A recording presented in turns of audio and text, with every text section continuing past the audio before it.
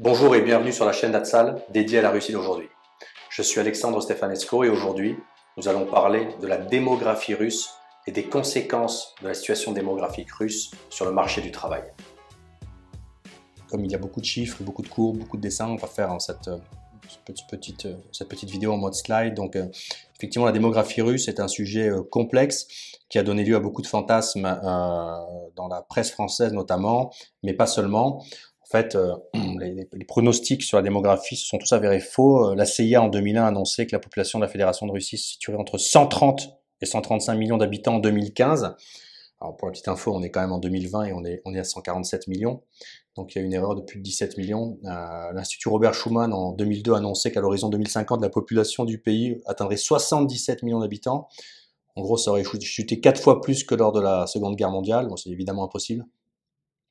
Et plus récemment, c'est un exemple comme un autre, mais la presse française, là je cite Le Point en 2015, expliquait que la population de la Russie se montait à 143 millions d'habitants, mais devrait atteindre 89 millions d'habitants en 2050, que la hausse fulgurante de la mortalité due à l'alcoolisme et la baisse des naissances était provoquée par le manque de confiance des Russes dans l'avenir, et que l'espérance de vie en Russie était tombée à 63 ans. C'est évidemment faux, on va le voir. À cette époque de 2015, le nombre de naissances ne cessait d'augmenter, il a continué d'augmenter jusqu'à 2017. L'espérance de vie ne cessait d'augmenter, elle a continué d'augmenter en 2020. Et effectivement, la mortalité s'est effondrée. Et les Russes, la consommation d'alcool a baissé de 50% en 20 ans. Évidemment, les Russes boivent beaucoup moins qu'avant et aujourd'hui moins que les Français. Alors, peut-être un petit peu de retour, la Russie a toujours été un pays très peuplé historiquement, c'est même été un des pays les plus peuplés de l'Europe. 19 millions d'habitants au XVIIIe siècle, 50 millions en 1825, 122 millions sous Nicolas II en 1897, 3 fois la population française. Et à la fin de l'URSS, à la fin de la Seconde Guerre mondiale, donc en 1991, 292 millions d'habitants. Donc une population qui est vraiment énorme. À la même époque en France, il y avait 40 millions d'habitants. Donc à la fin de l'URSS, justement en 1991, eh bien la population russe restait ce qu'elle était, puisque énormément de sujets de l'Union soviétique en fait se sont séparés de l'Union soviétique, et la Russie a quand même connu un effondrement démographique. Donc, si on regarde à la fin de la Seconde Guerre mondiale, en fait, le nombre de naissances ne cessait d'augmenter. La mortalité en rouge donc s'est baissée et la population augmentait de plusieurs millions d'habitants par an. Donc, on avait jusqu'à 3 millions de naissances et 1 million de décès en moyenne sur les années 54, 55, 56 jusqu'aux années 60. On avait une population qui augmentait plus de 2 millions par an. Puis à partir des années 60, 62, 63, les naissances se sont mises à baisser. La mortalité a légèrement augmenté. Donc le différentiel naissance-décès en fait s'est réduit.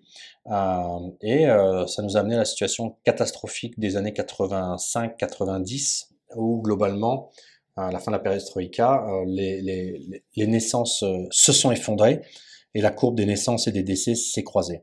Donc au moment où la courbe rouge et la courbe bleue se croisent, on est en 1991, et là effectivement c'était les années 90 en Russie, donc les naissances se sont absolument effondrées.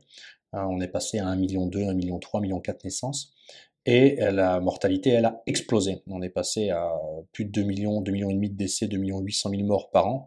Donc la population russe s'est effondrée. Alors évidemment dans cette période-là, tous les Russes de l'Union soviétique sont rentrés en Russie, donc ça a compensé, mais globalement, il y avait peu de naissances, évidemment, c'était la crise économique. Dans les cas de crise économique, les femmes ne font pas d'enfants, et il y avait une mortalité due à des problèmes sanitaires terribles, c'était une Russie absolument effondrée. Et puis on voit, tout à droite sur l'image, qu'à un moment, les deux courbes se sont recroisées, puisqu'à partir des années 2000, en fait, la stabilisation économique, la reprise en main de la société par le pouvoir a fait en sorte que les esprits se sont rassurés, le système sanitaire, on va le voir plus tard, s'est optimisé, la mortalité a baissé, elle continue de baisser, donc on est à la 20e année de baisse, et les naissances sont remontées, les avortements ont diminué, et par conséquent, dans les années 2014, 15, 16, 17, on est revenu à un différentiel positif, il y avait plus de naissances que de décès. Malheureusement, de par le fait du nombre de femmes en âge de faire des enfants qui lui diminue, puisque ces femmes ne sont pas nées dans les années 90. Là, on est reparti sur des logiques un petit peu de réduction de population, mais globalement, voilà, voilà un petit peu ce que ça donne d'un point de vue des courbes. On parle d'hexagone russe. Je reviens sur ce moment où les décès ont dépassé les naissances. Donc en fait, on est passé de la croix russe à l'hexagone russe, ce qui veut dire en fait une natalité à l'européenne faible et une mortalité à l'africaine haute. Donc par conséquent, un différentiel de population et une réduction de population. Si on regarde le nombre d'enfants par femme, de 1945 à 2016, voilà où on en est. Dans les années 50-60, on était un peu plus de 2,75 enfants par femme, jusqu'à un peu plus de 3 enfants par femme en 1950. Doucement, ça a diminué pour atteindre, dans les années 70, 2 enfants par femme. C'est remonté un petit peu à 2,25 enfants par femme en 1986, donc juste avant la chute de l'Union soviétique. Et après, le nombre d'enfants par femme s'est absolument effondré. Et il atteint, comme vous pouvez le voir en 2001, on était à 1,2 enfants par femme. Donc là, c'était vraiment l'effondrement démographique, c'était le pire du creux démographique. Et après, ça a doucement remonté pour atteindre 1,76 enfants par femme en 2016. Donc là, la Russie faisait plus d'enfants que l'Union européenne. Et là, on est retombé pour cette année 2020 à 1,5 enfants par femme, 1,55. Donc on est au niveau à peu près de l'Union européenne. L'équivalent en slide de nombre de naissances, décès. Donc vous pouvez voir en haut en rouge, dans les années 90, on avait près de 2 millions de naissances, 1 650 000 décès, donc un solde naturel positif de 330 000 personnes et 2,29 enfants par femme, plus un solde migratoire, qui n'est pas inscrit là mais qui était positif. Et peu à peu, le nombre de naissances est retombé en 1999 à 1 200 000, et il est remonté à près de 1 942 000 même en 2014, 1 940 000 en 2015, donc on est revenu en 2015 au niveau de 1990, mais le niveau de mortalité restait un peu plus élevé, il continue à baisser, voilà, donc en 2019, on a eu 1 485 000 naissances et 1 800 000 décès, donc une baisse naturelle de population de 316 000 personnes, mais compensée en partie par une immigration de 288 000 personnes. Donc voilà, la population de la Russie est de 146 745 000 habitants aujourd'hui. Donc si on compare avec 2013, la population a augmenté de près de 3 millions de personnes. Comment les Russes ont pu faire en sorte que le nombre d'enfants remonte autant entre 2000 et 2016, alors que la Russie rentrait dans le creux démographique? Il y a plusieurs raisons. Il y a une très forte propagande appuyée par le show business russe, mais de l'État. Vous voyez sur la droite de l'image donc une star avec ses 3 enfants, son 4e enfant dans les bras. Dans les années, on va dire 2008, 2010, 2012, il y avait dans Moscou des grandes affiches incitant aux familles nombreuses à faire au moins 3 enfants. Voilà. Ensuite, il y a eu ce qu'on appelle le Mat Capital, dont on a parlé précédemment dans la vidéo sur les nouvelles lois, qui sont des aides financières conséquentes pour la province russe pour faire des enfants, 2e enfant, et puis maintenant ce sera le 1er. Et évidemment beaucoup d'infrastructures, puisque les hôpitaux russes, qui étaient dans un état absolument terrible dans les années 2000, maintenant globalement restent normaux et permettent d'accoucher. Il y a une mortalité infantile très faible, donc ça veut dire qu'en fait on peut faire des enfants en Russie. Le nombre d'églises a explosé. On était, avant l'Union soviétique, on était à 55 000 églises. Sous l'Empire, c'est descendu à 7 000 en 1991 à la chute de l'URSS. On est remonté à 32 000 églises en 2017. Il se construit 1000 églises par an en Russie, donc à peu près 3 par jour. Voilà, donc le pays se rééglisifie. Et ça a sans doute une conséquence plutôt positive, même si elle n'est pas fondamentale, mais plutôt positive sur la hausse du nombre de naissances. Ces chiffres sont d'autant plus incroyables que le nombre de femmes en âge de progrès ne cesse de baisser depuis 2010 en fait. Il y a de moins en moins de jeunes femmes en âge de progrès, donc les femmes de 15 à 49 ans, et il y a moins de femmes de 18 à 29 ans. Or, les femmes de moins de 30 ans, c'est 80% des naissances. Donc, malgré la baisse du nombre de jeunes femmes en âge de se reproduire et de faire des enfants, le nombre d'enfants augmente pour une raison très simple, c'est qu'il y a de moins en moins d'avortements. Donc, en URSS, on avortait beaucoup. Sous la Russie de Poutine, on avorte beaucoup moins. Même si on avorte encore, on avorte beaucoup moins. On était passé à un nombre, comme vous pouvez le voir, en 1963 jusqu'à 1991, on était passé à voilà, 215% d'avortements par rapport aux naissances. Aujourd'hui, en 2017, ça a beaucoup baissé. En 2007, on avait 1 600 000 avortements pour 1 600 000 naissances, donc on était complètement à 100%. Une naissance pour un avortement, et en 2017 on est passé à donc 1 600 000 naissances et toujours 700 000 avortements, donc ça a considérablement diminué. Titre informatif, sous l'URSS, on avait en moyenne 6 millions d'avortements par an, donc c'est 245 millions d'avortements sur 36 ans, faut imaginer ce que ça représente. Et en Russie, entre 1957 et 1990, on avait 157 millions d'avortements sur 33 ans, soit 4 770 000 avortements par an. Donc c'était en moyenne pour 2,5 millions de naissances par an. Donc imaginez, on avait 2 avortements pour une naissance. Une chose importante aussi, c'est donc la réduction de la mortalité. On a vu dans la slide un petit peu avant que la mortalité ne cessait de baisser. Et effectivement, si on compare aux années 90, notamment aux années 92, 13, 14, où c'était absolument considérable, la mortalité en Russie ne cesse de baisser, la mortalité pour cause extérieure. On a une baisse de la mortalité par l'alcool.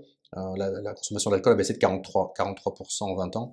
On a une baisse du nombre de meurtres. Les homicides en Russie sont au niveau des États-Unis aujourd'hui. Donc cette année-là, il y aura moins d'homicides en Russie qu'aux États-Unis. On a une baisse très forte du nombre de suicides. La Russie était très très touchée par les suicides, surtout dans les petites villes et les campagnes.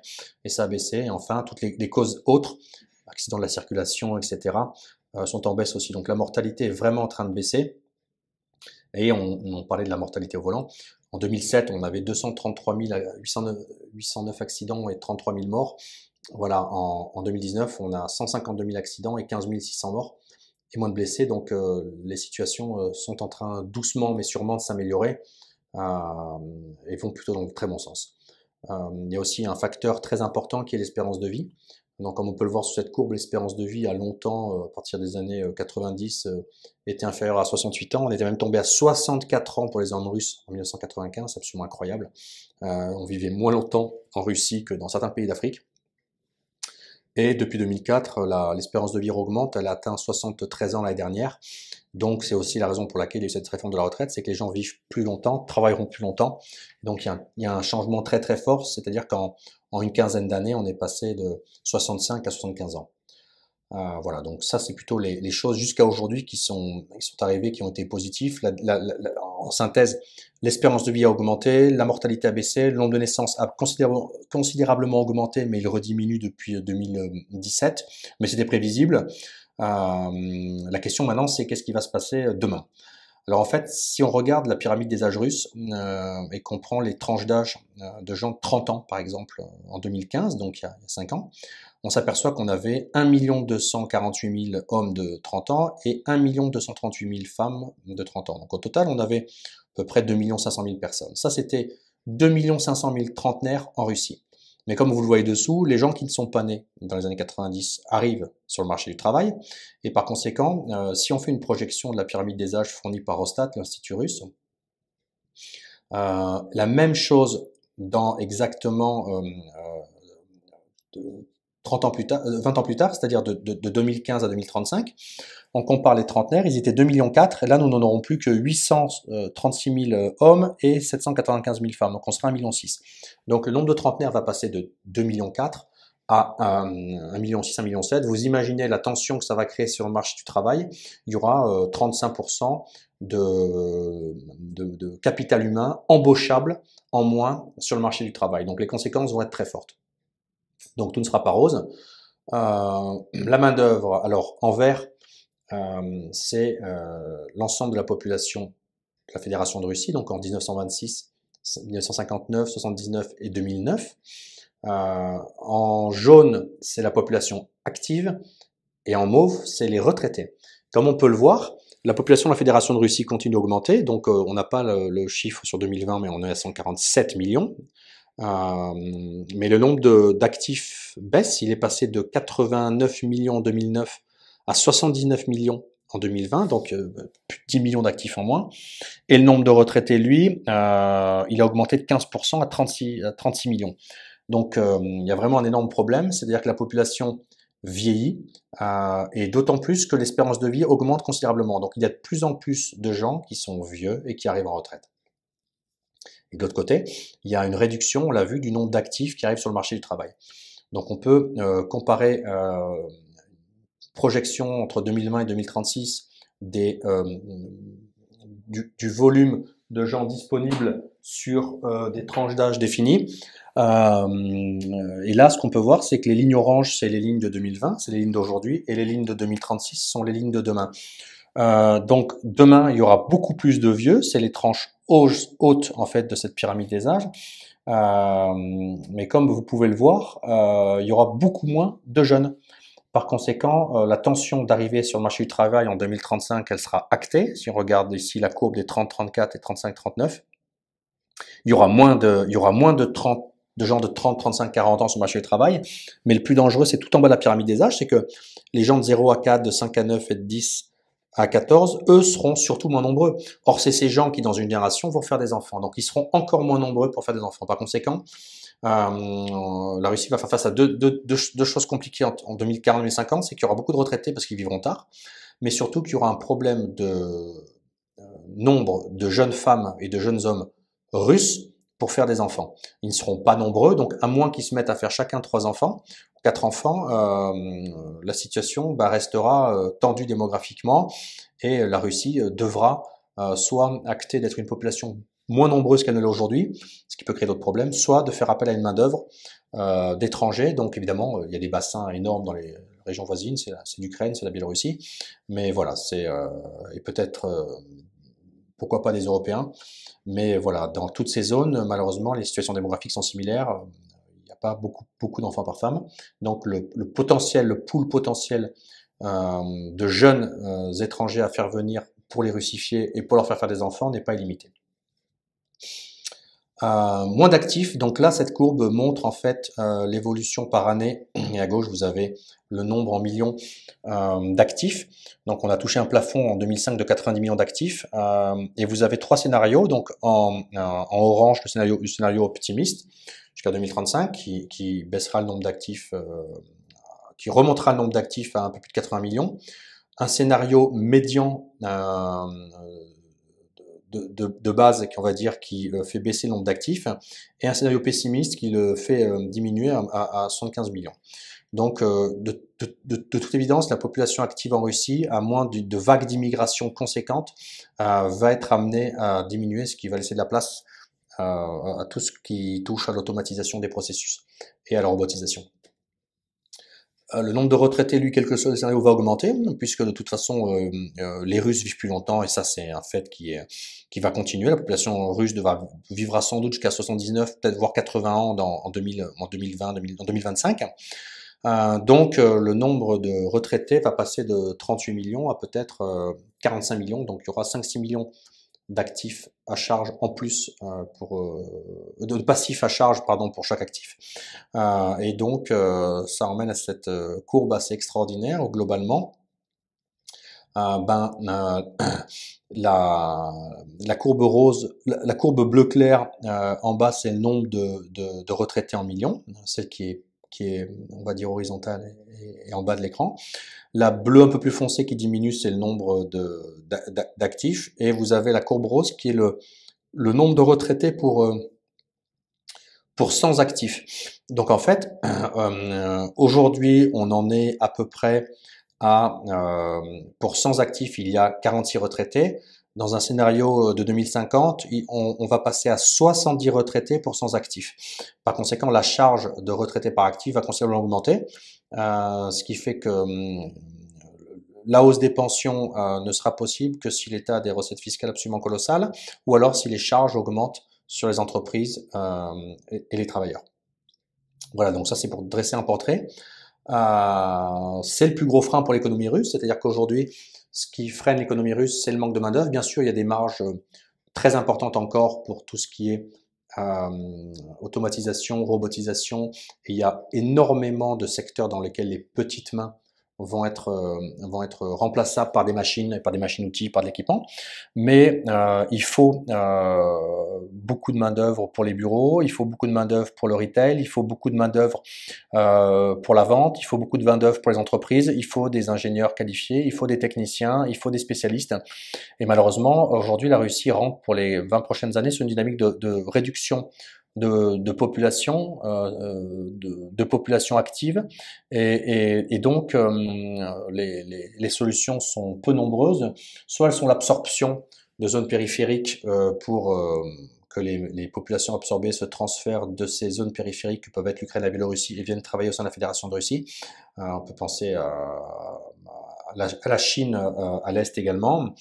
Soit il va y avoir des crispations et des tensions sur le marché du travail, et de toute évidence pour les entreprises, les conséquences vont être les suivantes. Tout d'abord, il va y avoir un énorme problème et des problèmes croissants, ils sont déjà existants mais ils vont être croissants pour trouver de la main-d'œuvre qualifiée. Donc il va vraiment y avoir une bataille de plus en plus difficile pour les talents disponibles. Et la deuxième chose, c'est que les salaires vont de facto, de toute évidence, considérablement augmenter. Donc, par conséquent, voilà, c'est un peu les deux grandes choses, les deux grandes dynamiques inéluctables